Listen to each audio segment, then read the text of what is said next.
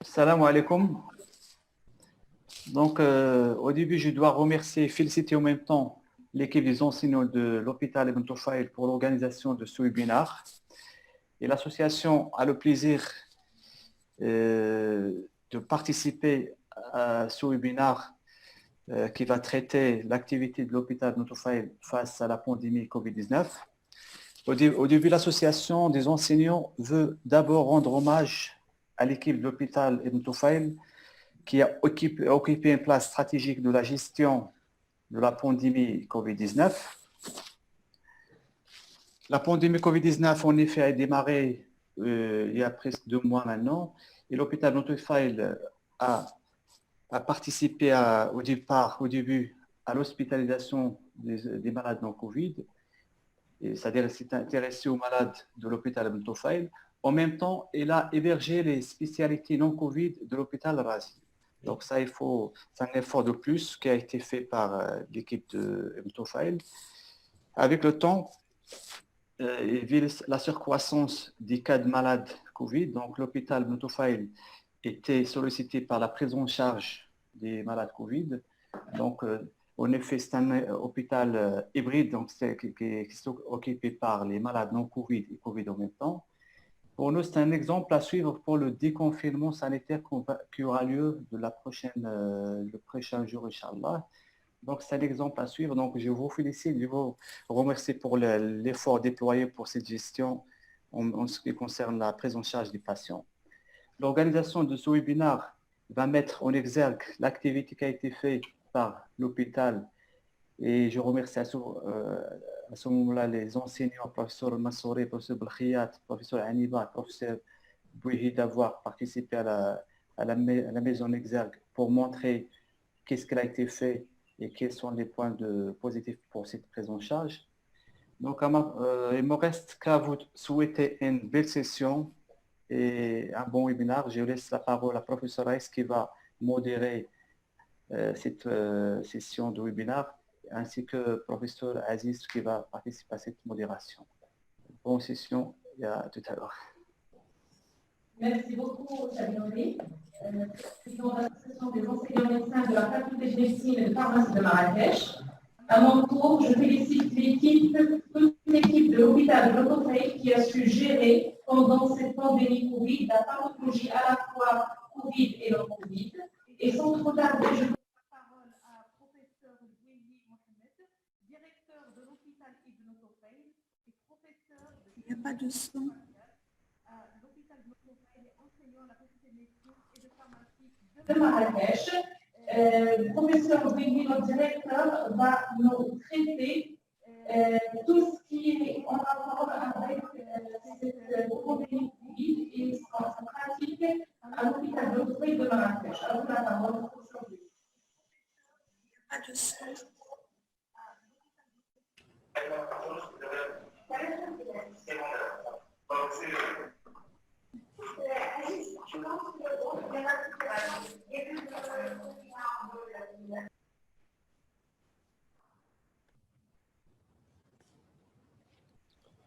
Alors, est-ce que vous arrivez à voir le...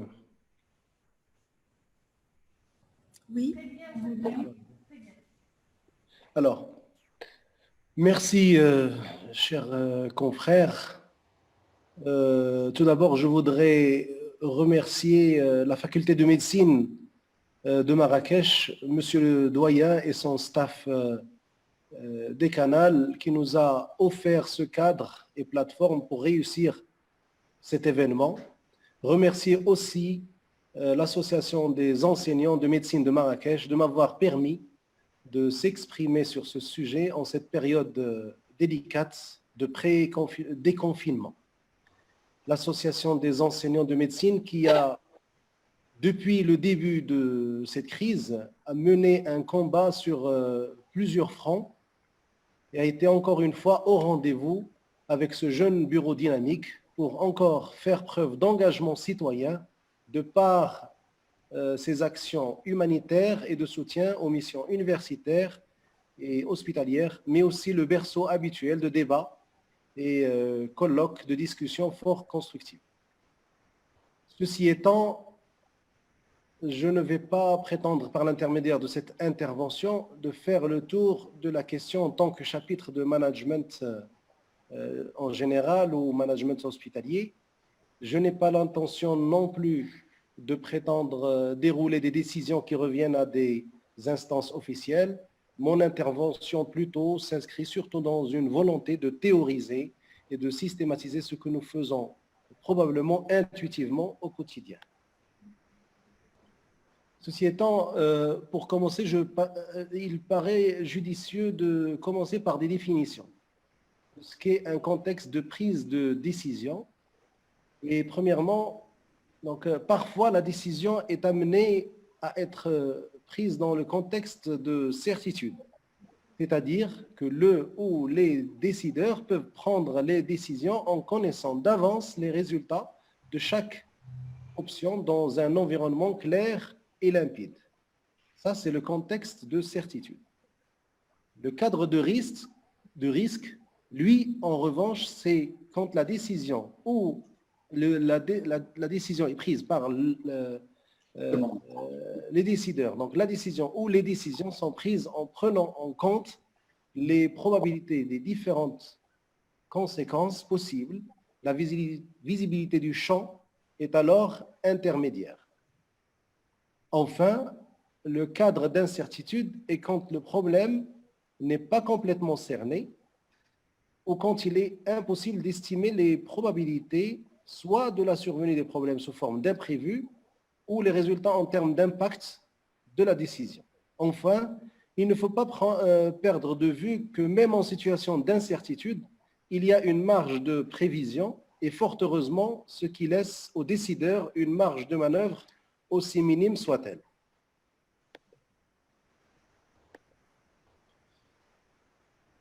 Pour encore rendre les choses plus digestes et accessibles, la prise de décision en situation de certitude peut être assimilée à l'exécution d'un projet de construction. Je dis bien exécution après établissement des plans, études géotechniques et préparation, identification des équipes et bien sûr fourniture de matériaux. Tout est clair et fluide, suivant un canevas bien défini. La situation de décision de risque, quant à elle, peut être assimilée au travail agricole ou navigation en conditions météorologiques propices. Il faut mettre l'accent que dans ces situations, le ou les décideurs disposent de données historiques, d'expériences personnelles et plusieurs informations qui permettent d'estimer les probabilités associées aux résultats des différentes options. Enfin, la dernière situation peut être assimilée à une navigation en situation de tempête ou d'ouragan, ou mieux encore, comme exemple d'un crash boursier ou même prise d'otage en haut vol. Dans ce type de contexte, le processus décisionnel est influencé par l'information surtout disponible et orientation psychologique des décideurs. Alors, pour contextualiser tout ce que je viens de dire, eh bien, le Maroc s'apprête à la lumière des données épidémiologiques à lancer un plan de déconfinement le 10 juin prochain. Et nous avons vu les scénarios du Haut Commissariat au plan qui ont prévu plusieurs éventualités, du plus bénin au scénario le plus catastrophique. Dans ce contexte général de double enjeu sanitaire et économique. Chose aussi à remarquer, c'est qu'en plus des données et informations, nous disposons actuellement d'un cumul de données et expériences à partir de la première phase vécue jusqu'à ce jour. Il est donc tout à fait licite de conclure que, actuellement, contrairement au début de la pandémie et confinement, où nous étions en posture d'incertitude, nous sommes actuellement en posture de situation à risque. Diagnostic situationnel fait, et pour continuer à mettre en place les éléments de notre raisonnement, posons-nous la question suivante. Y a-t-il une interdépendance entre les différentes catégories de contexte de gestion? Eh bien, la réponse est oui. Comment? Eh bien, tout d'abord, comme en médecine, il y a des facteurs de décompensation entre chaque niveau qui dégrade la situation vers le niveau qui le suit. Et la survenue de ces facteurs de décompensation se fait sur mode de crise, avec ses sources, soit externes ou internes. Exemple, absence de pluviométrie en agriculture, tempête en haute mer, ou bien encore panne moteur ou malaise d'un pilote pour la navigation aérienne. Donc, la certitude plus crise égale risque. Risque plus crise donne incertitude. Et plus dramatiquement, incertitude plus crise donne collapsus et faillite. Dans l'autre direction, l'élimination de ces facteurs de décompensation rentre dans le cadre des mesures de redressement, qu'elles soient curatives ou préventives. Alors, devant une situation d'incertitude, qu'elle soit mineure ou majeure, le ou les décideurs peuvent faire preuve de soit de refus d'incertitude par phénomène d'ancrage ou défrichage. L'ancrage, c'est de revenir au principe de base, pondération des priorités et consolidation des acquis, et c'est exactement les mesures prises pendant la première période. Pour le défrichage, c'est tout ce qui a trait à la préparation du terrain, tel un laboureur qui veut travailler la terre. Dans notre contexte, c'est le sens de réorganisation et changement de posture dont nous avions fait preuve. Toujours devant une situation d'incertitude, les décideurs peuvent adopter une posture de décryptage avec deux options complémentaires qui sont l'établissement de scénarios global et procédural et adoption des principes de la théorie des jeux avec adoption des techniques d'encodage, des attitudes humaines et autres. Enfin, comme posture, le décideur peut faire preuve d'acceptation, une sorte de fuite vers l'avant, en adoptant l'attitude d'imitation intersystème au monde chronologique au niveau du même système. Alors, pendant la période de Covid, comment l'hôpital de Notofail s'est comporté? Donc, alors, comme je l'ai dit une autre fois, le staff directoire de l'hôpital de Notofail, toujours en continuité avec la direction centrale, s'est associé à son conseil médical consultatif et un comité de pilotage ad hoc disposé en sous-commission incluant toutes les catégories pour mettre en place un plan gestionnel de redressement. Il était attentif à la situation épidémiologique à l'échelle nationale et régionale, investi encore une fois par sa mission primaire de servir en mode trauma-center dans un environnement d'offre de soins privés au public peu contributif pour les patients non Covid. Structures privées partiellement fermées, hôpitaux de la région orientés pour la prise en charge des patients Covid. Donc l'hôpital Ibn Tufail a ainsi changé son architecture, modifié son mode de fonctionnement en hôpital d'urgence chirurgicale avec mutualisation des services et plateaux techniques et en mode de garde H24. Donc, il a établi des procédures de fonctionnement tout en gardant en vue la notion de rapidité et sécurité pour les patients et le personnel. Il a en outre préparé un hôpital Covid de réserve soucieux d'un éventuel virage épidémiologique fâcheux. Le tout dans une philosophie participative pour faire déplacer le curseur d'une posture d'incertitude vers une posture de certitude. Et je voudrais à juste titre saluer vivement tous les chefs de service appartenant au Trauma Center, mais aussi ceux accueillis dans le cadre de l'opération Tiroir, tout le personnel médical, paramédical, administratif et technique qui se sont transformés de simples acteurs en de vrais co-réalisateurs. Une vraie leçon pour l'histoire de motivation et d'engagement actif. En termes de réalisation, le service rendu est de taille. Les chiffres sont plus que parlants. À l'heure où je vous parle, 5 867 passages aux urgences, 908 interventions réalisées sous anesthésie générale et le même chiffre en termes d'hospitalisation. Le rendement est optimal sans délai d'attente. Donc environ 3000 gestes en ambulatoire, qu'ils soient sous forme de suture au box des urgences, soins, pansements avancés pour brûler, ponction d'abcès ou autre.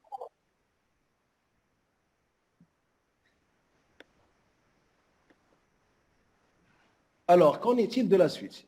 Eh bien, avec la levée progressive du confinement, il faudra être attentif aux facteurs de décompensation extrinsèques que nous avons évoqués tout à l'heure et qui constituent la face cachée de la Lune tout au long de cette épidémie et qui sont le degré de respect des mesures barrières partout et même à l'hôpital, le déferlement des patients Covid sans aucune idée précise sur leur profil épidémiologique, après cette longue période de confinement et surtout la reprise de l'épidémie.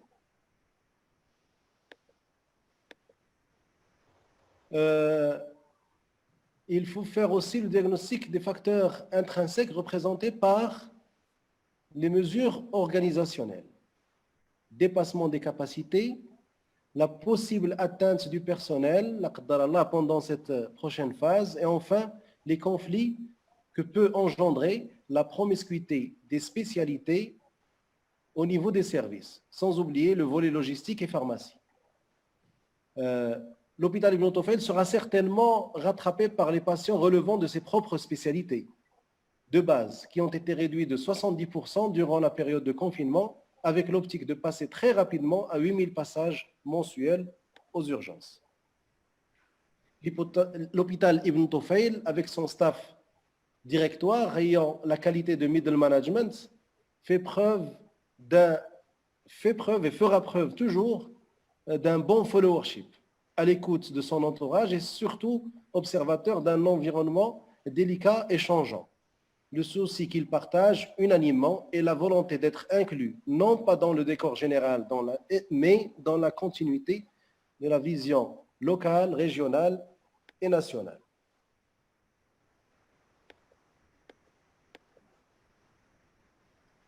Pour conclure, j'aimerais insister sur le fait qu'en cette période, qui constitue un véritable carrefour de convergence, après un bout de chemin parcouru jusqu'ici, il y a intérêt pour la prise de décision, tant qu'on est encore en situation intermédiaire de risque, de revenir sur les ABC managériales et se poser les questions primaires. Qui sont?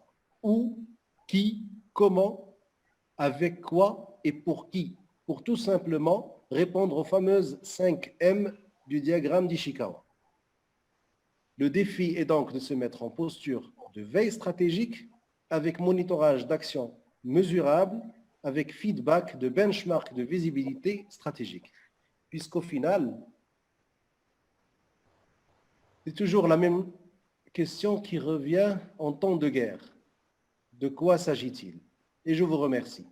Et je cède la parole à Madame le professeur Mansouri pour nous faire part de son point de vue, non seulement en tant que chef de service, mais en qualité de présidente de conseil médical consultatif de l'hôpital et coordinatrice de l'hôpital Covid de réserve. À vous la parole, au Sénat. Merci.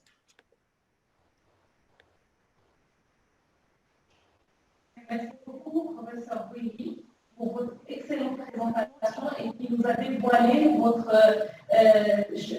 caractère managériel de haut niveau et surtout qui a été contextualisé à cette période de Covid-19. Et sans trop tarder, comme vous l'avez dit, je donne la parole à professeur Khattab Mansouri Yandia, qui est président de la CMC, comité médical des chefs de service de l'hôpital Ibn Tufayl, chef de service de chirurgie maxillofaciale de l'hôpital Ibn Tufayl, et pour nous parler de l'enseignement de la période Covid et la projection dans le déconfinement. À vous la parole, professeur Mansouri. Merci, professeur Araïs. Donc, avant d'entreprendre ma présentation, je m'adresse à l'Association des enseignants de la Faculté de médecine et de pharmacie de Marrakech pour remercier le bureau d'avoir été attentif à l'hôpital Ibn Tufayl par ce webinaire organisé au sein de la fac.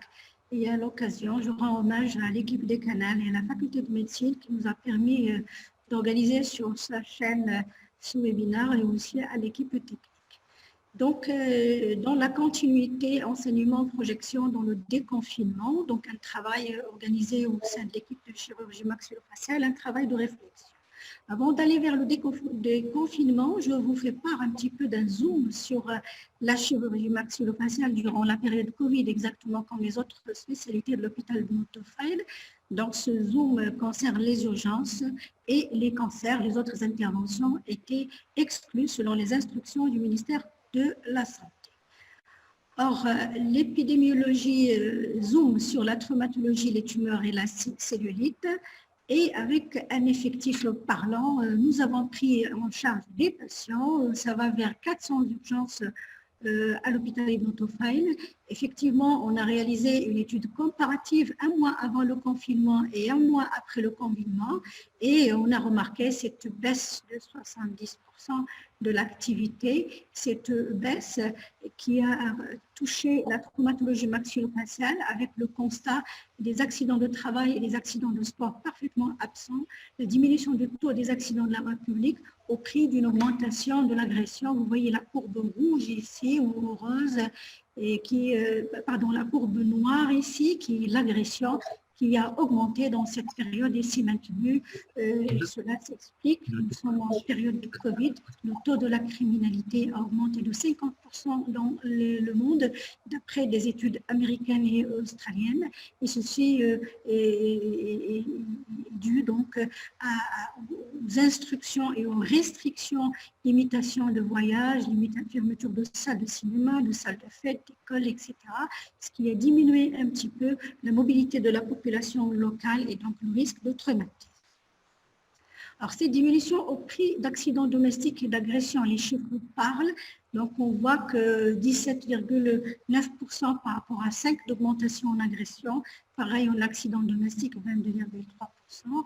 Et au prix d'une agression conjugale définie. Donc, on voit que l'agression conjugale s'est multipliée par 3. C'est une situation grave d'ordre social qui est due au stress économique senti par les gens, bien sûr, par la sensation de cette situation de catastrophe et aussi par le confinement à domicile qui a induit cet état de vulnérabilité psychologique au sein des collectivités, mais aussi au sein des personnes avec très peu d'assistance psychologique et sociale malgré les efforts des uns et des autres.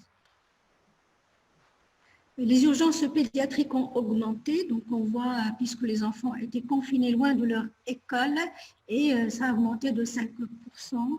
Et pareil, concernant les cellulites, on remarque une augmentation considérable de 30%.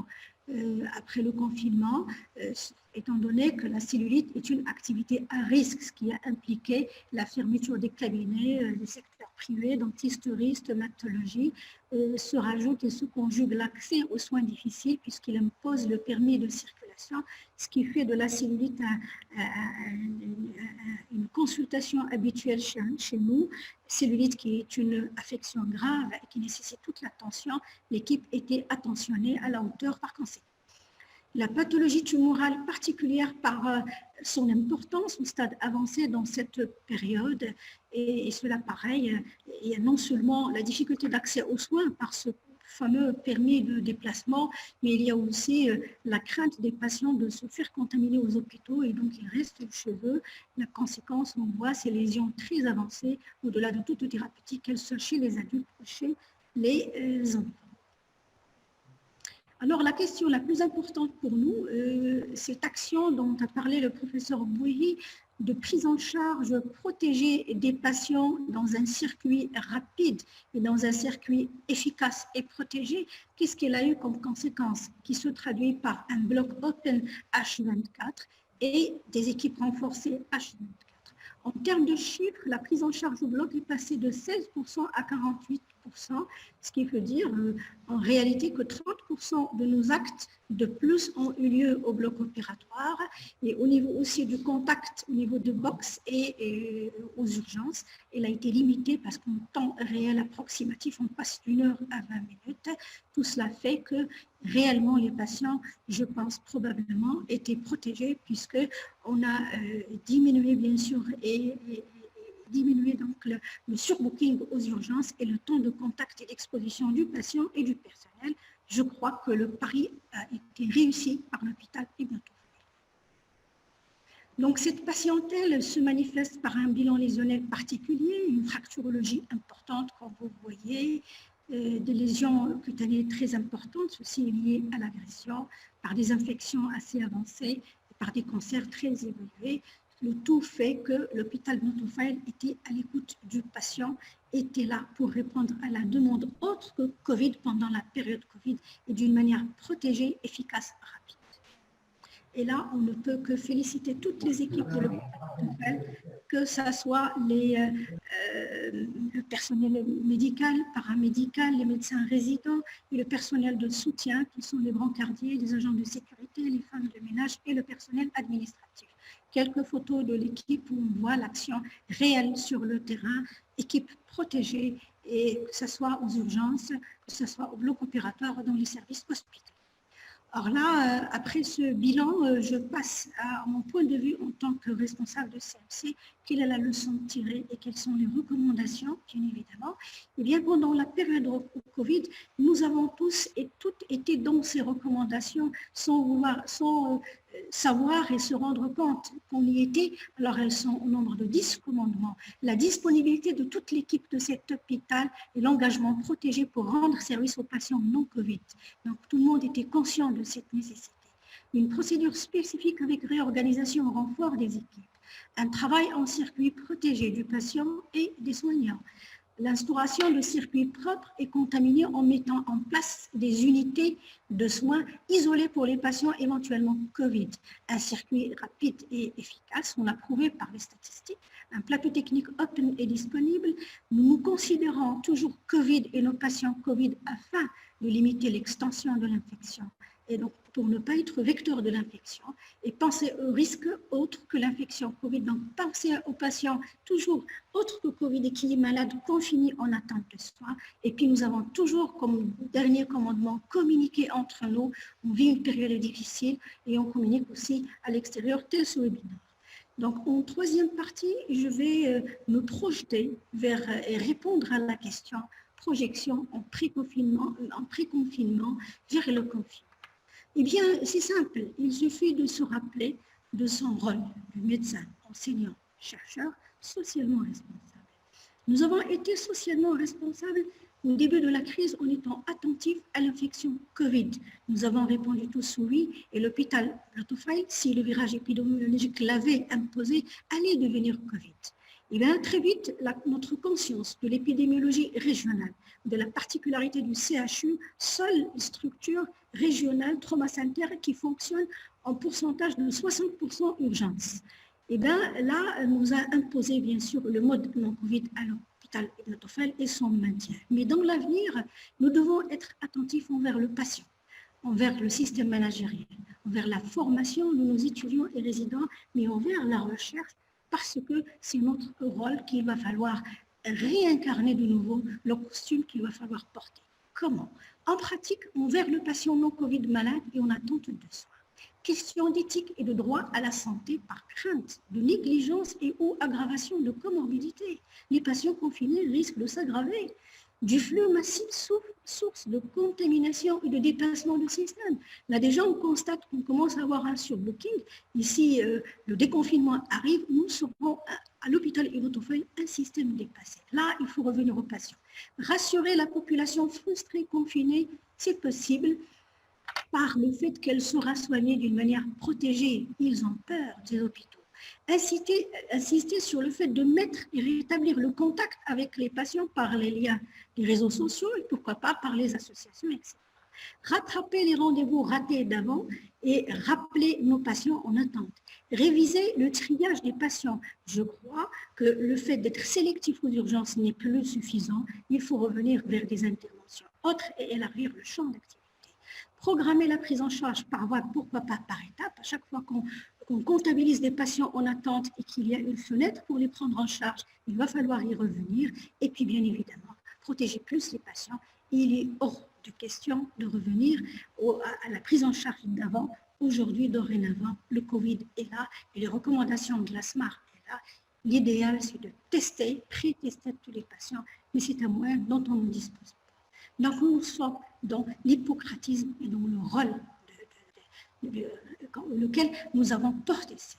Revenir à la charge et maintenir l'état de veille managériel de l'hôpital non-Covid. Ça veut dire prévoir et prévenir le dépassement du système de l'hôpital Montefiore. Reprendre progressivement sa fonction de trauma center, préalablement créée pour faire attention aux flux massifs aux urgences. Révision rapide et par étape de l'opération tiroir, c'est-à-dire que l'hôpital Montefiore doit réaffecter ce locaux de nouveau à sa fonction primaire parce que le virage épidémiologique, non seulement Covid cette fois-ci, mais le virage épidémiologique non Covid va parler. Et réviser les procédures vers la protection du patient non-Covid et redéployer l'équipage tension, la fatigue, syndrome de burn-out. Ces équipes qui risquent de fatiguer, ils sont déjà fatigués, donc on va réviser à la hausse et à la baisse s'il le faut en fonction des conditions, le fonctionnement de nos ressources humaines. Envers l'organisme architectural et fonctionnel, maintenir l'état de veille managériel Covid. Donc, nous allons faire attention aux patients non-Covid, mais en même temps, toujours rester en éveil pour le patient Covid. Ça veut dire s'inscrire dans une optique hybride, Covid et non-Covid, maintenir les procédures et recommandations du circuit sécurisé, rapidement, efficace et protégé, maintenir les unités d'isolement au sein de nos services et maintenir le centre diagnostic hôpital de réserve. Si le virage épidémiologique l'impose, l'hôpital Montefiore et le CHU, il a toujours cette structure de 4 étages qui peut à tout moment répondre à la demande. Et puis, tout simplement, revenir à sa fonction pédagogique de formation hospitalière universitaire, rasseoir nos programmes pédagogiques, s'inscrire dans les nouvelles normes de communication à distance et de distanciation, maintenir nos staffs et réunions avec le respect des règles de distanciation, formation résidentielle structurée et autrement révisée, webinaire, WhatsApp, visioconférence, formation des étudiants à distance, les impliquer dans nos staffs, pourquoi pas. Et puis, vers la fin, revenir vers la recherche. Moi, je pense, et à mon avis, que la période Covid est une pépinière de recherche. C'est une occasion exceptionnelle de produire plus, comme on le sait. Les revues sont gratuites, elles prennent rapidement nos articles. Ça peut intéresser que ce soit la recherche fondamentale, clinique ou managériale. Revenir à la recherche non-Covid aussi. Par exemple, cet hôpital qui a pris en charge dans les plus que 3 000 ou 4 000, je crois plus que 5 000 patients, il y a pas mal de choses à faire concernant, et au niveau recherche concernant ces patients. Ils s'inscrivent dans les nouveaux systèmes d'organisation de manifestations en réunion à distance, seule manifestation, téléwebinaire, et on revient à la charge au niveau de la recherche habituelle, mais selon un mode de la période, selon les circonstances. En conclusion, et après toutes ces recommandations qui nous remettent à notre rôle de médecin, d'enseignants et de chercheurs socialement responsables envers les patients, envers les étudiants et envers la recherche. Donc, tout ce que j'ai à dire ici, envers le grand public qui peut être en train de nous regarder ou bien qui risque de nous revoir en rediffusant cette séance de film, soignez-vous bien, chers patients. Contactez-nous pour qu'on organise votre soin. Nous sommes là pour vous protéger, mais entre-temps, restez chez vous et protégez-vous. Et je vous remercie.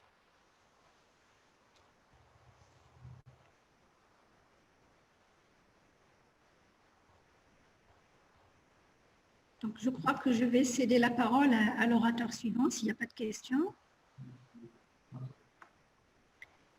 Merci, professeur Aziz. Merci pour cette présentation fort intéressante.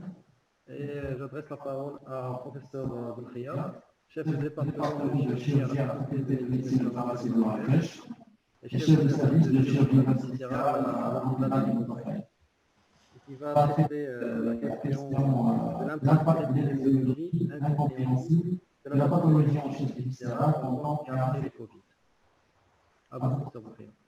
Merci, professeur Aziz, de m'avoir invité à ce téléséminaire. Je remercie également Madame Mansouri, Nadia, d'avoir organisé cette rencontre pour donner quelques chiffres de notre activité au cours de cette période de 2 mois à peu près.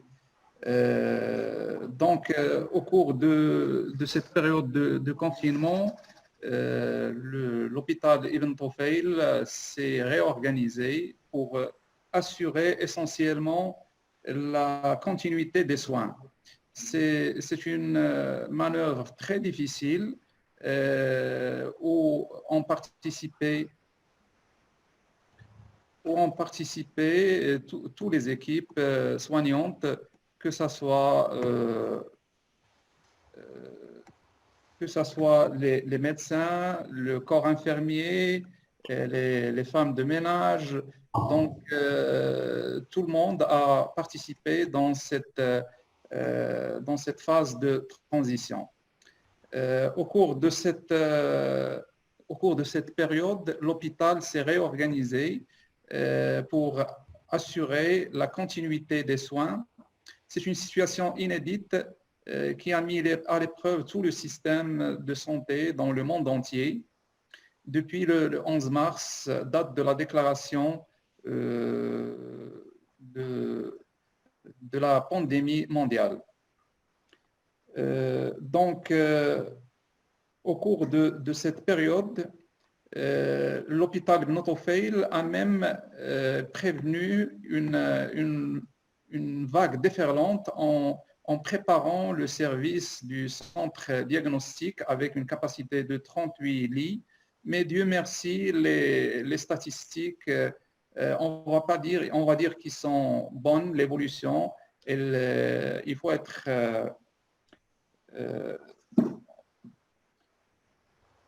Donc, au cours de cette période, nous avons pris toute la pathologie digestive. Il faut savoir que l'incidence et la prévalence de la pathologie n'a pas changé. Elle est restée la même, avec une hospitalisation de 908 cas, 908 anesthésie générale. Merci Hassan.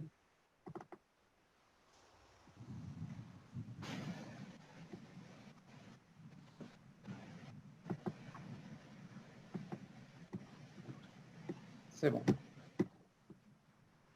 Donc, il y a eu on a pris en charge toute la pathologie d'urgence, mais aussi la pathologie tumorale.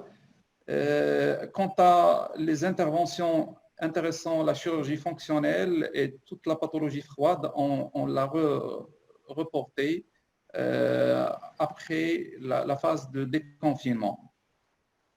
En parallèle, on a remarqué que la pathologie tumorale, les malades consultent à un stade très avancé et même les péritonites, les infections, les cholécystites sont très avancées. L'hôpital Ibn Tufayl, il comprend donc une unité non Covid, mais aussi un circuit Covid. Donc les malades suspects de pathologie Covid sont isolés et diagnostiqués, et même ils sont opérés dans notre hôpital. Notre service, il a une capacité litière de 29 lits,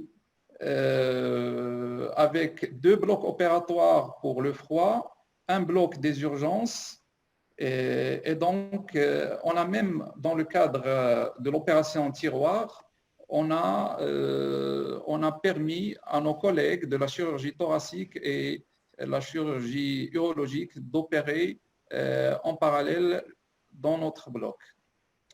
Je ne vais pas attarder sur le profil des pathologies et la nature des diagnostics qu'on a pris en charge, mais ce qui est à noter, c'est qu'il faut, au cours de cette période où on commence à parler de déconfinement le 10 juin, il faut préparer la phase de déconfinement.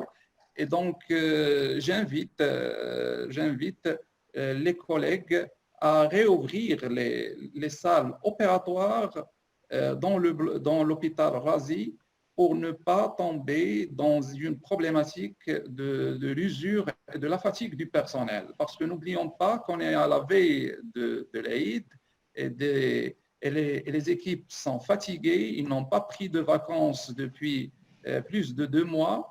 Et donc, la phase de transition, il faut bien la préparer avec la direction générale.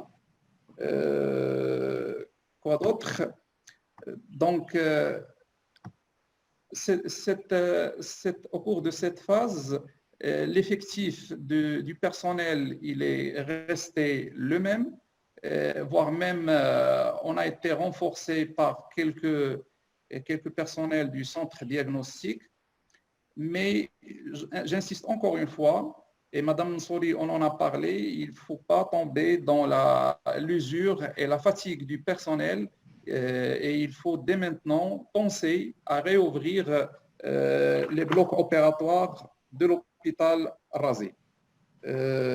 Donc, voici quelques statistiques des malades opérés dans notre service.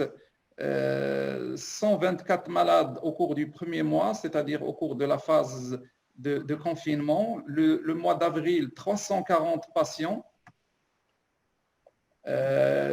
avec 55 péritonites, 14 cholécystites,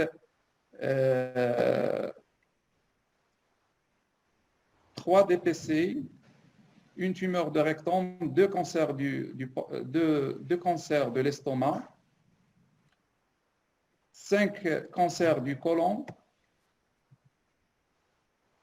Et donc, ce qui est important, c'est de savoir gérer et trouver un équilibre entre cette phase de déconfinement, entre les soins présentés par l'hôpital Ibn Tufayl.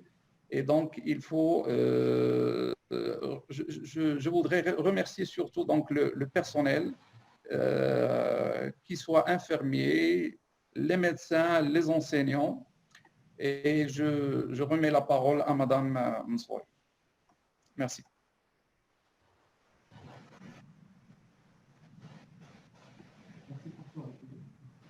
Merci, professeur Belkhayat. J'adresse la parole à professeur Chafer, chef du conseil de gestion des blocs opératoires à l'hôpital Ibn Tufayl et professeur en traumatologie orthopédique qui va nous faire le zoom sur la traumatologie orthopédique pendant et après le Covid. À vous, professeur Chafer.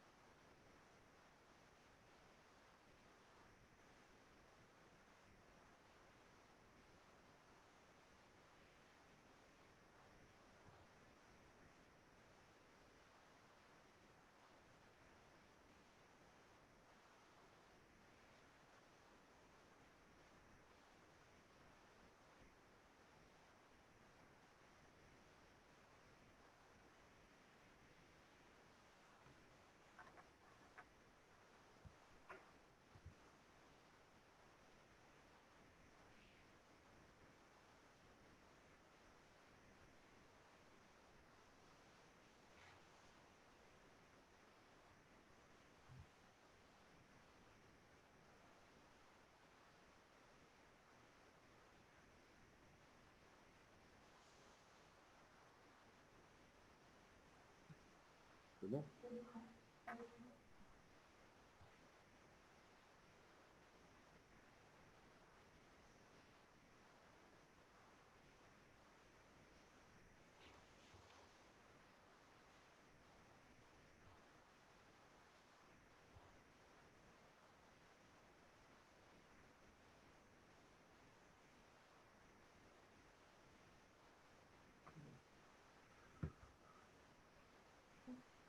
C'est bon? Je crois que c'est bon. Bonjour, chers collègues, chers amis. C'est à mon tour de présenter un peu l'activité du service de traumatologie en période Covid. Et avant de démarrer, je tiens à remercier mes amis, chers collègues ici présents pour leur initiative pour qu'on puisse présenter notre activité. Je remercie aussi l'association des enseignants pour tout le travail qu'elle a fourni pendant cette période de confinement, et Dieu sait que c'est très difficile de travailler dans ces conditions. Donc, pour présenter notre activité du service de traumatologie en période Covid.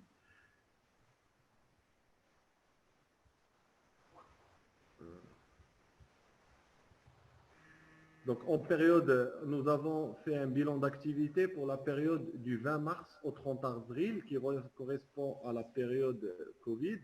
Nos références sont le système OSIX, qui est adopté par notre CHE pour tout ce qui est enregistrement et statistique. Nous avons aussi exploité les registres des blocs opératoires, que ce soit au niveau du bloc central, au bloc des urgences, et le registre de garde du service.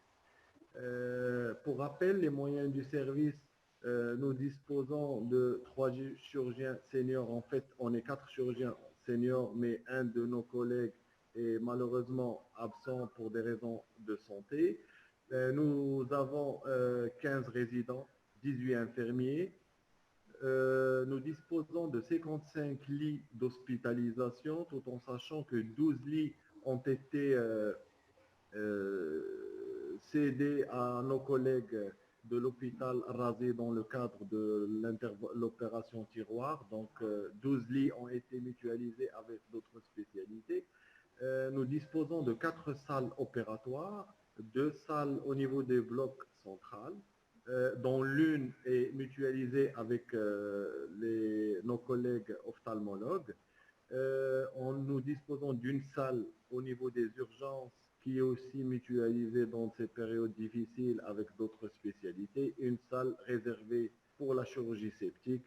Et je rappelle que cette salle est très précieuse parce que c'est parmi les rares salles opératoires qui sont dédiées à la chirurgie septique au niveau de la région.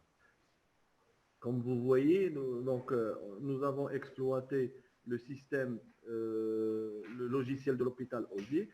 Nous avons un registre de garde et ça, c'est une idée pour voir que l'activité en période de confinement n'a pas cessé. Donc, et on va voir les particularités. Et nous avons des statistiques régulièrement et on remercie l'équipe des blocs opératoires qui font un travail colossal, que ce soit les secrétaires, les majors, pour nous donner des statistiques au fur et à mesure, donc pratiquement quotidien pour notre activité. Notre bilan d'activité, nous avons pris en charge en cette période, une partie de la période du confinement, 635 patients. Dans ces 635 patients, il y a 215 patients qui ont bénéficié d'un traitement médical et on va voir, on va comparer avec les périodes, la même période de l'année passée. Donc, 55 patients ont bénéficié d'un traitement orthopédique, entre autres des attelles, des plâtres. 51 patients ont été gérés au niveau des urgences pour des plaies superficielles. Qu'en est-il pour l'hospitalisation? L'hospitalisation, nous avons hospitalisé en cette période 314 patients avec des 1475 journées d'hospitalisation avec une durée moyenne de séjour de 5 jours. Donc, vous voyez que en cette période Covid, de confinement, nous avons pu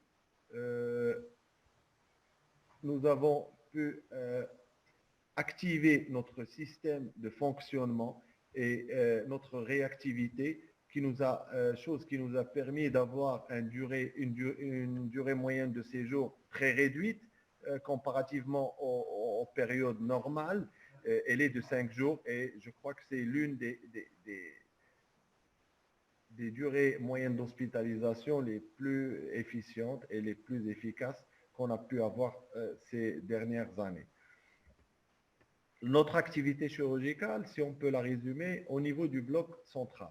Le bloc central qui était réservé à la chirurgie programmée avant la période de confinement est devenu un bloc dédié aux urgences différées. Qui dit urgences différées dans notre pratique quotidienne, c'est surtout une activité des fractures de l'extrémité supérieure du fémur, que ce soit les fractures pertrocantériennes ou les fractures du col du fémur. Ce sont des fractures dont le confinement n'a pas réduit la fréquence parce que c'est des fractures du sujet âgé à domicile, donc il n'y a pas d'effet de confinement sur cette pathologie. En plus, ces patients on a reçu énormément de patients qui étaient adressés d'autres structures parce que, comme l'a dit professeur Bouhi au début, il y a des structures de la région qui sont devenues Covid-19 et qui sont dédiées à la prise en charge des patients Covid-19.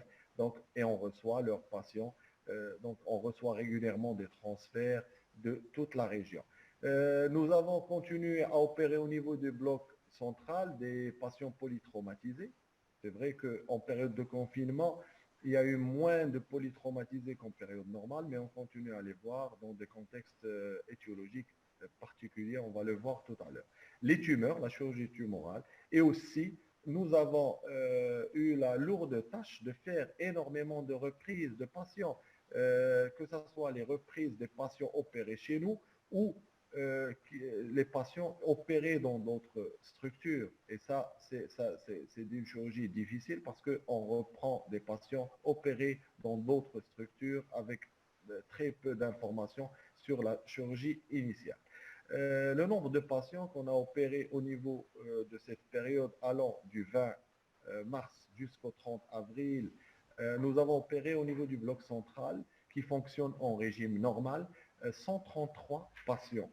Si on veut comparer à la même période de 2019, on a opéré 142 patients. Donc, il y a un maintien d'activité de 93, à peu près 94%, tout en sachant que les équipes sont réduites avec beaucoup plus des équipes, que ce soit médicales ou paramédicales, qui sont réduites et les salles sont mutualisées avec d'autres spécialités et on va voir qu'il y a beaucoup de contraintes aussi pour la prise en charge parce que la prise en charge en période Covid, on va le voir, elle est beaucoup plus difficile que la prise en charge en temps normal en dehors de la période Covid. Pour l'activité des blocs des urgences, le bloc des urgences était dédié aux fractures ouvertes, aux fractures luxation, à tout ce qui est urgence qui ne peut pas être différé. Et les plaies profondes et la chirurgie septique. Et j'insiste sur cette notion de chirurgie septique parce qu'on est pratiquement resté la seule structure au niveau de la région, que ce soit secteur public ou privé confondu, qui fait cette chirurgie septique et c'est un point fort de notre hôpital.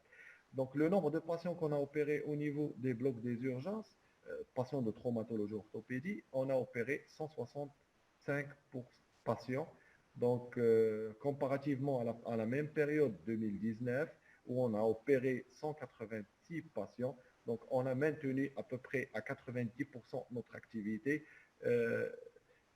de la chirurgie en urgence, tout en sachant que nos blocs opératoires sont mutualisés, donc on a moins de plages horaires et il y a plus de stress sur les équipes soignantes, surtout on va voir les procédures de décontamination entre les patients et le risque et les procédures pour éviter les contaminations en Covid-19. Et j'enchaîne pour voir que c'est vrai qu'en période de Covid-19, il y a énormément de contraintes. Quelles sont ces contraintes qu'on a pu voir au niveau de notre pratique quotidienne? Il y a un risque de contamination du personnel. Et comme vous le savez, l'hôpital Bnot Oufeil est l'un des hôpitaux où il y a eu le plus de contamination de personnel en cette période de Covid-19. Donc, on a eu des médecins, des infirmiers. Donc, vous voyez qu'on travaillait dans un système hybride qui est à haut risque de contamination, que ce soit du personnel médical ou paramédical. Il y a un risque de contamination des patients. Vous voyez que vous avez vu que la majorité de nos patients, c'est des sujets âgés avec des fractures pertes conterrées, des fractures du col, des sujets multitarés, donc qui sont à haut risque de faire des infections graves au Covid-19. Donc, il y avait ce risque. Pour ça, nous avons instauré des procédures de dépistage en instaurant 3 filtres. Je n'ai pas le temps de vous donner plus de détails, mais nous avons procédé par une méthode rationnelle, structurée au niveau des urgences. Et il y avait des recommandations aux patients, des recommandations au niveau des urgences pour les médecins qui font l'admission des patients. Nous avons instauré un deuxième filtre au niveau des services, du service de traumato, pour sélectionner et détecter éventuellement des facteurs de risque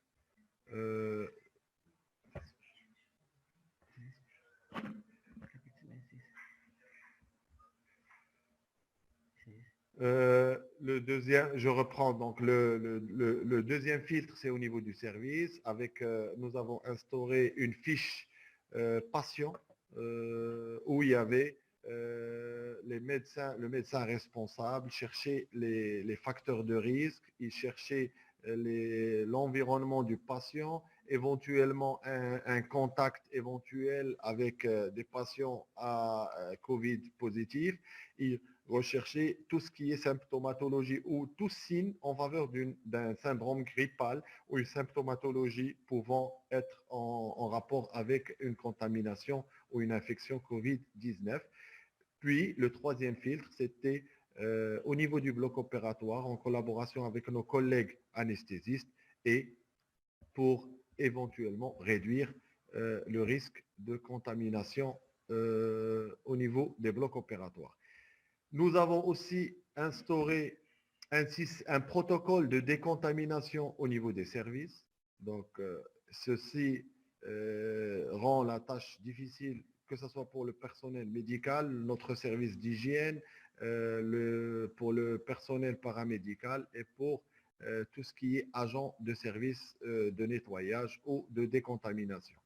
Nous avons aussi instauré un protocole de décontamination au niveau des blocs opératoires, que ce soit une décontamination aérienne par des appareils de paragermes, une décontamination donc, de tout ce qui est matériaux. Et ceci rend cette chirurgie en période Covid ou en mode hybride très difficile parce que, comme vous le savez, le délai ou la durée entre deux interventions chirurgicales, elle devient très importante. Donc, on doit, après avoir opéré un patient, faire toute une décontamination de la salle, tout un protocole avant de faire un deuxième patient. Et c'est ce qui rend la tâche difficile, que ce soit au niveau pour les équipes soignantes ou pour les médecins, les chirurgiens. Et pour cette occasion, je remercie toute l'équipe de l'hôpital Ibn Tufayl. Donc les conclusions, s'il y a des conclusions à tirer de cette période, de notre activité en cette période de confinement. Donc nous avons remarqué qu'il y a une réduction des consultations simples de 58%. Donc tout ce qui est ordonnance, tout ce qui est avis, tout ce qui est pathologie qui n'est pas grave. Donc, et c'est logique parce que les patients ne consultent pas quand il y a un souci, ils attendent qu'il y ait un problème beaucoup plus grave pour consulter. Nous avons constaté un maintien de l'activité chirurgicale, mais avec un profil étiologique différent. Donc, certes, on a moins d'accidents de la voie publique et moins d'accidents sportifs, mais on a beaucoup plus d'augmentation des accidents domestiques. Donc, en période de confinement, il y a beaucoup de patients qui viennent suite à des accidents à domicile. C'est des bricoleurs, c'est des gens qui essaient de s'occuper. Il y a beaucoup d'activités domestiques vu le confinement et on voit énormément de patients. Il y a aussi les fractures qui sont indépendantes du mode confinement. C'est des fractures du sujet âgé, c'est les chutes des sujets âgés et qui sont maintenues même en période de Covid. Le maintien de la pathologie tumorale et septique. Donc, et c'est quelque chose qui est indépendante du confinement. Chose qu'on n'a pas vue au début du confinement et qu'on a commencé à voir après 1 mois et 1 mois et demi, comme a cité professeur Bourkhiyat. Nous sommes devant des patients qui viennent pour des tumeurs. Malheureusement, ils viennent à des stades déjà avant cette pandémie Covid, nos patients consultaient tardivement. Avec cette période Covid, malheureusement, on est en train de voir des patients avec des pathologies tumorales, des pathologies, des infections, des pathologies septiques évoluer, et c'est ce qui va rendre notre prise en charge de plus en plus difficile dans cette période de déconfinement. Chose qu'on a vu aussi dans cette période de confinement, c'est les autolyses, c'est probablement les défenestrations, c'est des tentatives de suicide. Donc, c'est des contextes particuliers, c'est des patients toxicomanes qui se retrouvent confinés dans un contexte familial particulier et qui font énormément de tentatives de suicide. Donc, je crois que nos amis psychiatres ont déjà pris conscience de ces contraintes et ces difficultés de prise en charge. Donc, avant de céder la parole à mes chers collègues, je tiens à remercier vivement les équipes médicales de l'hôpital Bnot Oufeil, le personnel paramédical des urgences, des blocs opératoires, des services qui ont su gérer ces temps et ces moments certes difficiles. On est passé par des moments difficiles, surtout lorsqu'on a eu des contaminations de résidents, de personnel paramédical. C'était des moments difficiles.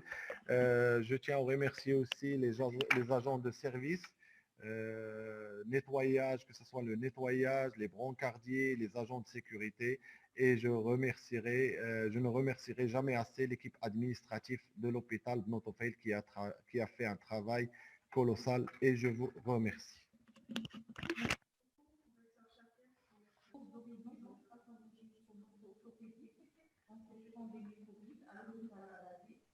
Et qui montre que vraiment la du travail est le même, dans des conditions un petit peu particulières, si je peux dire difficiles. Et vous avez raison de remercier l'ensemble. Il y a un problème de son. Problème de son. Le micro, s'il vous plaît. Je vous remercie, professeur Chafer, pour ce tour d'horizon de la pathologie traumato-orthopédique de l'hôpital Bnot Oufeil. Et comme vous avez montré au niveau de votre présentation, vraiment la quantité du travail n'a pas changé, avec un changement de profil particulier. Et vous avez raison de remercier l'ensemble du personnel de la chaîne de travail du service de traumatologie, mais aussi de l'hôpital Bnot Oufeil pour ce maintien d'activité pendant ces temps difficiles. Et je donne la parole à professeur Mansouri pour nous donner ses réflexions et par rapport à ce webinaire qui traite de l'activité de l'hôpital hybride Bnot Oufeil pendant cette pandémie Covid. À vous la parole, professeur Mansouri.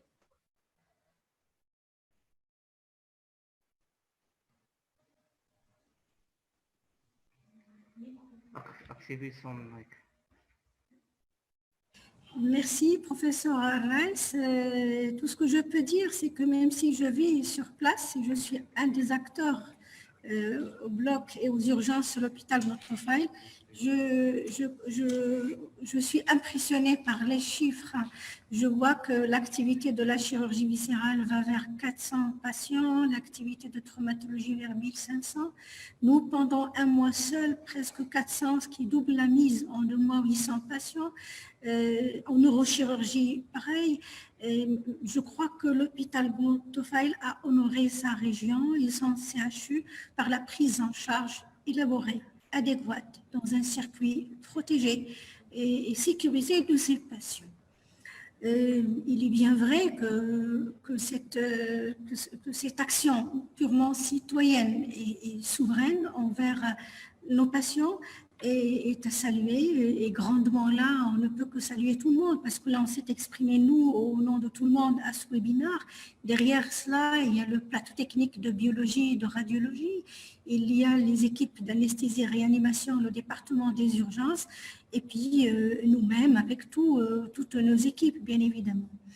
Or, la question, c'est que, en résumé très vite, notre projection avec cette activité que moi personnellement au niveau maxillofacial, je vois augmenter. Au niveau de la garde, nous sommes maintenant à un double effectif depuis pratiquement une dizaine de jours. Je crois qu'en orthopédie, la même chose. Je crois qu'en traumatologie, qu'en chirurgie viscérale, qu'en neurochirurgie, et que là, avant-hier, je crois, j'étais aux urgences avec monsieur le directeur, professeur Bouilly, et j'ai été surprise parce que j'ai découvert les urgences d'avant. Il y a un surbooking et parallèle, il y a un risque de contamination. Je crois que nous devons revenir à la charge et que l'hôpital Ibn Tufail doit reprendre sa vraie fonction.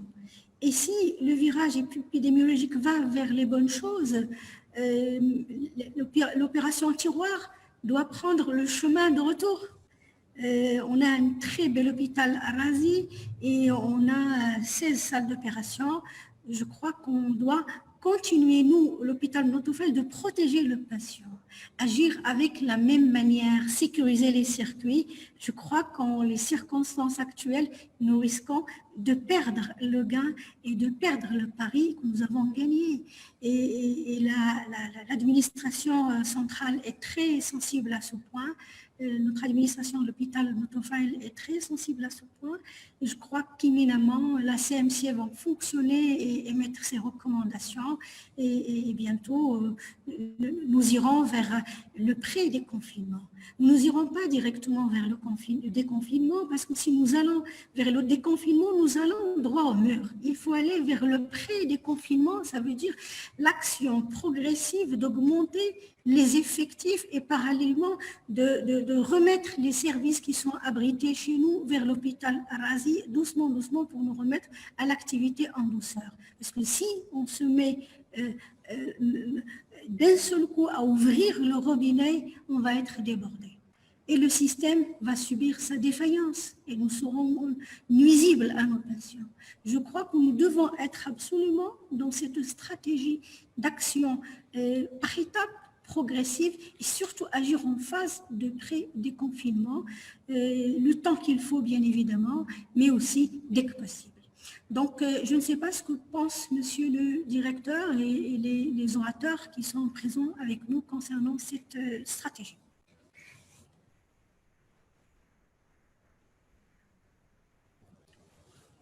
Monsieur le directeur, je ne sais pas ce que vous en pensez.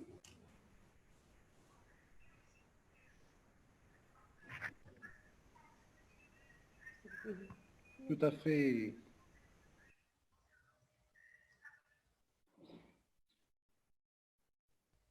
Professeur Bouilly, on vous écoute? Oui, vous m'entendez? Oui. Oui. Tout à fait, professeur Mansouri, vous avez tout à fait raison, dans la mesure où, comme j'ai dit à mes collègues, chefs de service de l'hôpital Ibn Tufail,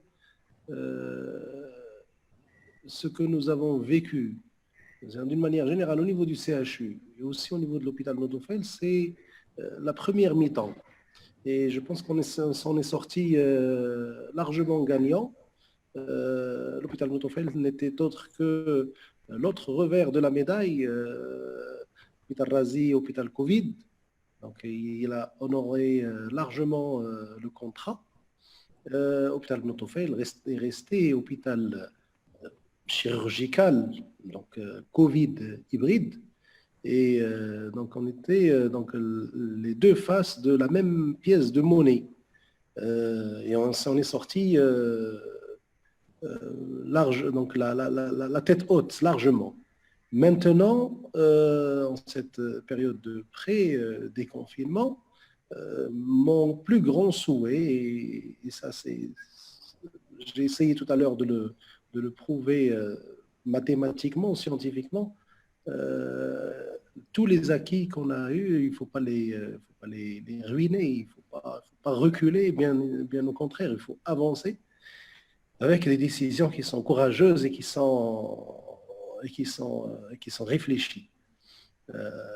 On sera certainement envahi par les patients donc, qui étaient dans l'attente jusque-là, avec leur profil épidémiologique qui a certainement changé, on le voit de plus en plus au niveau des de nos interventions au niveau du bloc des urgences, c'est des patients qui sont d'emblée compliqués ou aggravés par l'attente de leur chirurgie.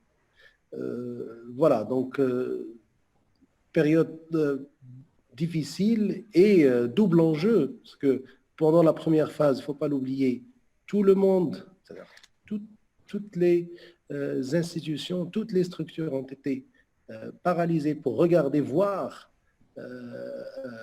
les autorités et le système de santé travailler pour faire face au Covid. Maintenant, le robinet va être ouvert parce qu'il y a l'enjeu économique qui est pris en compte. Et maintenant, on va devoir travailler dans une atmosphère Covid, presque normalement, avec des patients qui se sont aggravés entre-temps. Donc, l'enjeu, il est de taille. La difficulté, là encore, double. Et il faut retrousser ses manches et surtout faire preuve de beaucoup de bienveillance et de clairvoyance. Voilà, donc merci à tous les orateurs qui ont répondu favorablement, qui ont enrichi le débat, donc, et aussi aux membres du bureau de l'association des enseignants de médecine de Marrakech. Encore une fois, merci pour votre disponibilité, pour votre hospitalité. Merci. Je ne sais pas, professeur Shafiq, un dernier mot, le service de traumatologie, le cœur battant de l'hôpital Ibn Tufayl, un dernier mot. Merci. Et en même temps responsable du conseil de gestion des blocs de l'hôpital Ibn Tufayl. Merci, professeur Mansouri. Effectivement, je tiens à remercier toute l'équipe de l'hôpital Ibn Tufayl de leur dévouement. Donc, comme d'habitude, je ne suis pas étonné parce que Ibn Tufayl, c'est un hôpital qui a toujours su relever les challenges chaque fois qu'il est sollicité. Et je remercie vivement tous les intervenants au niveau de l'hôpital, que ce soit nos équipes paramédicales qui ont fait un effort énorme parce qu'ils ont travaillé normalement et dans des conditions difficiles avec un risque Covid très important. Donc, je remercie l'administration. Dieu sait qu'ils ont fait un travail colossal, que ce soit en matière de coordination, en matière d'apaiser, parce qu'il y avait beaucoup de tensions, surtout lorsqu'il y avait des contaminations au niveau du personnel. Je remercie les enseignants qui étaient toujours présents pour régler les problèmes au niveau des blocs opératoires. Et je vous souhaite Eid Mubarak chez vous, bien sûr. Et j'espère que cette période de déconfinement va être aussi agréable, même si elle va être difficile. Mais on travaille dans des conditions agréables, dans la difficulté à l'hôpital Ibn Tufayl. Je vous remercie. Merci. Merci, professeur Shafiq. Merci aux différents orateurs. Professeur Aniba vous demande de l'excuser car il a été retenu pour des raisons professionnelles. Je rends hommage à l'hôpital Ibn Tufayl qui a su, depuis le début de cette pandémie, prendre la relève et gérer ce double enjeu Covid et non Covid. Et espérons de pouvoir faire d'autres webinaires. Je remercie mes chers maîtres, je remercie l'audience et à une prochaine fois, Inch'Allah. Merci.